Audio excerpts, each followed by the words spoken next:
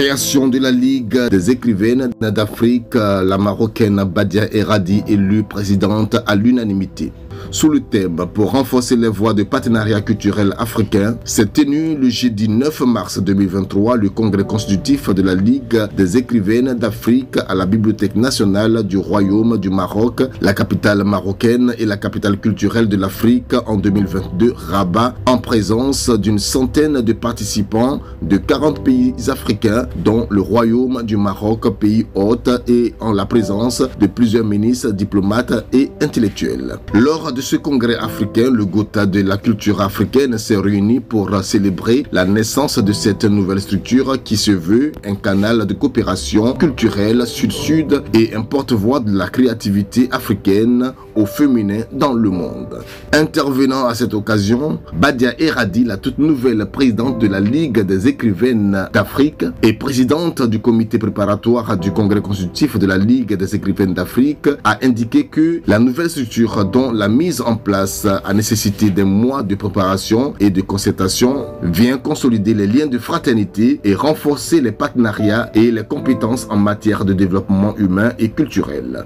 Dans ce cadre, la Ligue des écrivaines du Maroc a décidé de faire du 9 mars une journée de célébration de l'écrivaine africaine qui représente un porte-flambeau d'une culture sans frontières et d'un continent africain de paix, de pluralisme et de vivre ensemble auquel nous aspirons tous.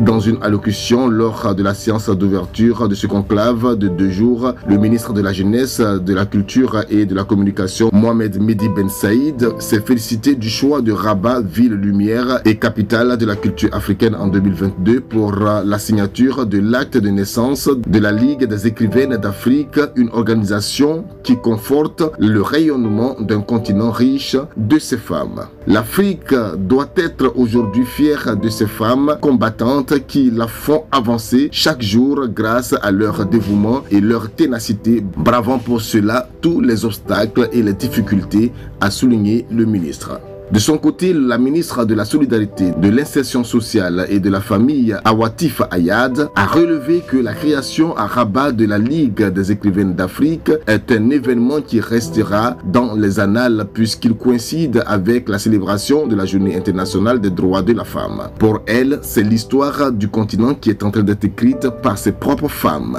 À sa suite, le directeur de la BNRM, Mohamed El Ferran, a considéré que les femmes africaines, qu'elles soient écrivaines, artistes, sportives, scientifiques ou femmes d'affaires, n'ont plus rien à prouver. Elles sont aujourd'hui connues et reconnues à l'échelle de leurs pays respectifs, de leur continent et du monde, et elles défraient régulièrement la chronique par leurs admirables exploits qui sont primés dans les grands forats internationaux. En soutien à la création féminine, le directeur de la BNRM a annoncé la mise en place prochainement d'une bibliothèque regroupant les productions des écrivaines membres de la Ligue. Il faut dire qu'en dehors de l'élection de la présidente Badia Eradi, le congrès a été aussi marqué par la ratification du projet de la Ligue des écrivaines d'Afrique ainsi que l'élection des présidentes des ligues locales des écrivaines d'Afrique.